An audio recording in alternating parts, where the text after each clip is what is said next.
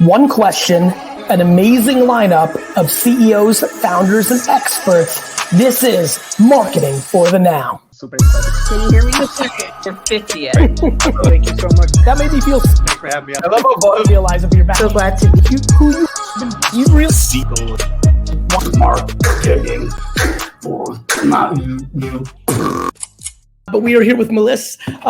MGD, talk to me about the power of community from the perspective of you and your incredible career, and then maybe also from the way Cadillac likes to think about it. I'll start with Cadillac, and I think it really ties into my career too. When you look at what community is, and it's just like when you talk about showing up in culture, right? There are so many similarities. It's really about authentic connections. And I know the other Melissa was really talking about that as well. And it's so important. And as we look at where we are in the world right now, it's how people connect. And Cadillac, one of the things I love about working on this brand is when I say I work at Cadillac, people love to jump in and tell me their story. Stories, yeah. It's inherently, right? It's such an amazing thing. And so let me jump to my career quickly, and then I'm going to jump back to Cadillac.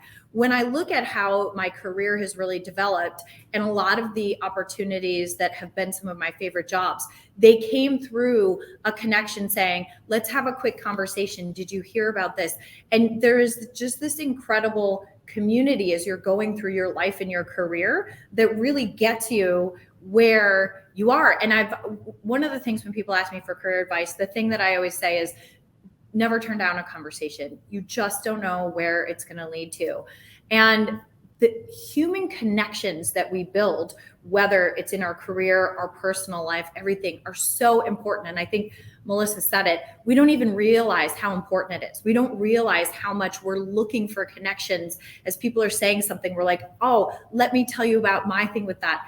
It becomes so important. And coming back to Cadillac, where it's such a beautiful, beautiful thing with this brand is the stories about Cadillac and Cadillac's place is really about the American dream and the people's manifestation of the American dream. And so when you look at how that just builds an immediate community among people, it's just it's an amazing place to be able to work. Do you think, and I love what you just said there, like Cadillac it's like heyday of heydays. Every brand ebbs and flows.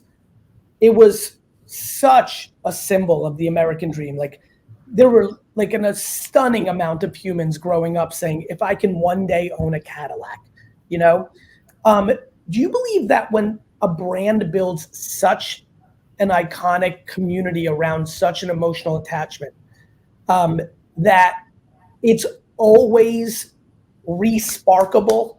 I look at Crocs, right? I look at Furby, the toy. When something is as big as those things are, if you contemporize the media, the marketing, the product, there's always a chance because there's so much emotion there. Is that something that y'all think a lot about? Obviously the brand's doing great. Like there's very few brands that have ever achieved the status of what Cadillac had in the 50s and 60s. Like, is it something that is thought a lot about and strategized around? And I guess this question's going for a lot of it's a very interesting show. We have tens of thousands of very senior marketers watch the show. And then we have a lot of people in the private equity world that are looking at buying iconic brands. And then you have a lot of startups that are looking to create that moment for the future. I was curious about that from a Cadillac lens. So 100%. And that's where we start with everything. We were going through as we're moving into EV because it's a whole new era for Cadillac, right? Yeah. And it's for automotive. And when you look at that transition as we were moving into EV, we said to ourselves, we asked this question, which honestly changed everything in my head. And I think for a lot of people, if Cadillac vanished from the world, what would be missing? And if you think about that, the answer is a symbol of the American dream and an American icon. And when you look at that placement and the emotion that people have to it, that's exactly what we're tapping into as we move into EVs.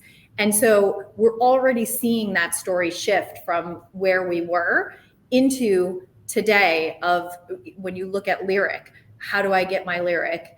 Wow, look, I mean, that vehicle is absolutely amazing. And when you look at the EVs we have coming, so I think you're right. You've got to stay true to what makes the product what it is. And once you have that, and what makes the brand what it is, because brands are living things. They have a DNA, and you really can't escape it. And to try to change it just doesn't really work. And by tapping into that and looking at that, there's such a beauty. And as we look to the future, it's really resonating with people. I like that. When you think in your career as you were coming up the ranks, at what stop or what boss do you think really nailed this concept of community for you? What product, what marketing campaign, or what boss do you think had the biggest impact on you saying, this is not just making pictures and videos and running media and getting people to buy a thing, this marketing thing. There is this level of community that is a really tangible, meaningful part of the equation. I think my biggest first lessons in community came in my early days at Motorola. You really see that with newer technologies, that people get really passionate about it. And as we were looking at different things, as we were bringing different software to market, you can either ignore the community, you can ignore the comments, you can ignore the haters, honestly, which is something that I think a big lesson for me that I've always taken forward is listen to what your biggest detractors are saying. Who's most angry? A lot of them are like that because they're so passionate. Talk to them, figure out what's going on, figure out how to fix it. And that's how you're going to get people to really get to that love point. And there was a lot of opportunity when we were rolling out some of those softwares and phones to like really tap in and learn that lesson. And I think it's true today. I'm constantly on social communities, looking at what people are saying, listening to people who are messaging me, and hearing, because there's a thin line between love and hate, and by understanding what's frustrating people, you can really exactly. Yeah. I'm fascinated by all my businesses, and obviously as a public figure over the last 15 years, like I have so much empathy and compassion and understanding when people are pushing back or are mad, or even when people are nasty to me. I'm able to understand that it may mean that they're not in a good place right now and they're upset about something I said that might have triggered an emotion. A lot of people are taking things out of context. They don't have the full view of it. We live in a world now of micro information. People jump from a 7-second clip to a complete full observation and belief on someone. That's leading to a lot of people's anxiety. Final thought, you as a consumer, where do you like to consume information that lends itself to maybe bringing you into a community? What are your favorite consumption forms, whether it's traditional media like print, radio, television, or modern like a TikTok or a Spotify or something of that nature? Yeah, there's a few places. I think my favorite is just conversation. I really like to talk to people. I like to understand what they see coming.